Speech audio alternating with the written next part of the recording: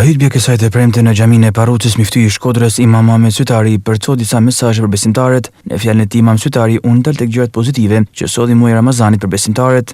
E pam se si vetëm në një muaj të vetëm u ftuam dhe e dëshmuam duke ju përgjigjur Zotit të gjithësisë, e para distancimi nga gënjeshtra, nga mashtrimi, nga hilet, nga përçarja, nga urrejtja, sepse pejgamberi alayhi salatu wasalam tha me të madhe se ai njeri i cili nuk largohet nga gënjeshtra dhe të punuarit konform saj, ta di se Allahu nuk ka nevojë për të qëndruarit pa hangër dhe pa pi.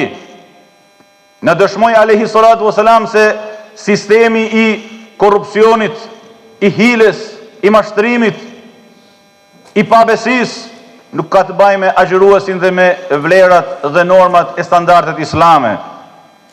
Mësuam nëpërmjet muajit të mallnueshëm të Ramazanit për ta dëbuar të keqen nga mesi i jon, për të mos e pranuar të keqen në mesin ton. Mësuam nëpërmjet kësaj shkolle një mujore vetëpërmbajtjen në jetën e përditshme. Inni saim, un jam agjërueshëm, është ai mësim i madh të cilin pejgamberi alayhi salatu wasalam ja mësoi gjithë secilit prej nesh në një moment kur mund të përballet me një prej taborrave të shejtanit në përditshmërinë e tij. As me dënjume i kthy përgjigje të keqes nuk ka agjëruesi. Nuk dënjon agjëruesi me ja kthy të keqen me të keqe. As me e pa parë në sy për me thanë un jam agjërueshëm. Ku jam unë dhe ku jeni ju?